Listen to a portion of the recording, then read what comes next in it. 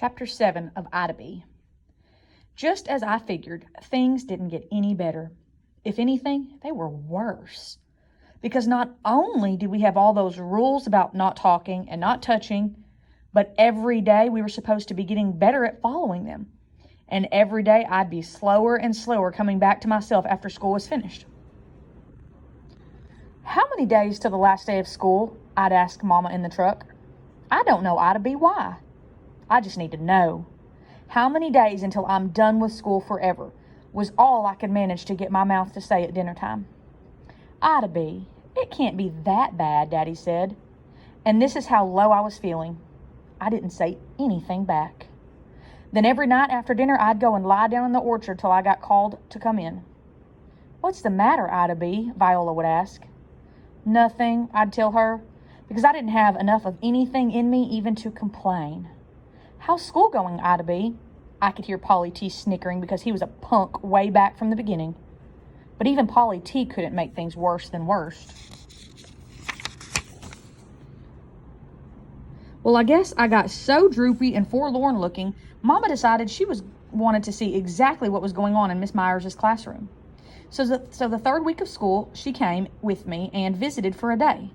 And even though it was the same lining up and not touching and not talking and waiting my turn as always, it was better with Mama there. School seemed to have the same effect on her as it did on me, though, because at the end of the day, we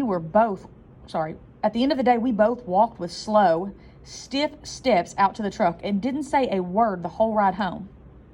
When we got there, Mama said, "You can find something to do till dinner."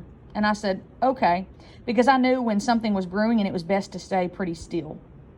I sat down on the porch and I could see her go find Daddy in the field, and they stood out there talking for some time. The next morning we were all sitting down for breakfast, and I was about to dig in when Mama said, "Ida B., Daddy and I need to talk to you about school." Just like that, my stomach closed up like a trap. I stared down at all those little raisins that used to seem so happy bobbing around there like they were swimming, but now it looked like they were drowning in a sea of milk. "Look at me, Ida B.," she said. So I did. "Starting on Monday, you're going to go to school here, at home, and Daddy and I are going to teach you. Now we're going to have to get some information so we do this right. But we figure we've taught you just about everything you needed to know up till now, and you've been doing fine. So we're going to give it a try."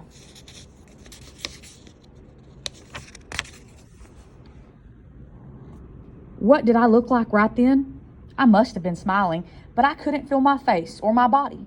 I was just hearing over and over again what Mama said, and I was floating up, and music was playing, and angels were singing. "Ida B is free, Ida B is free, come fly with me, Ida B." But before I flew off into the ether, I got pulled down to earth by a heavy thought. "This seems too good to be true," said the voice in my head that sees all those presents on Christmas Day and knows that some of them are socks and underwear wrapped up in pretty boxes. "No way, Mama," is what I told her, wanting to believe, but not letting my hopes get carried away just yet.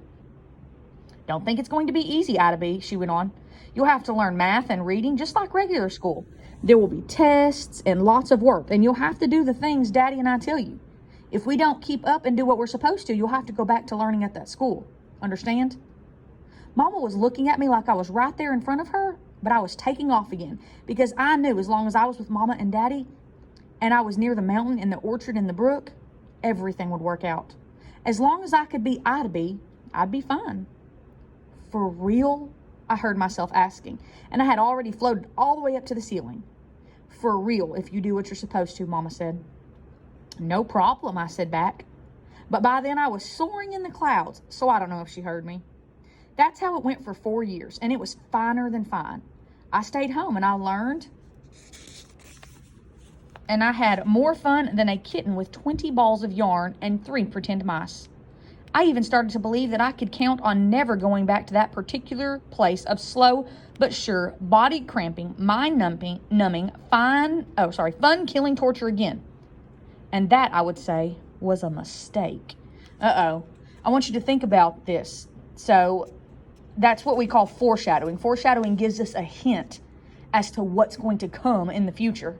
So what do you think is being foreshadowed right here in this last sentence or last little paragraph? Something is going to happen. What is it going to be? If you think you know it, send me an email with the answer.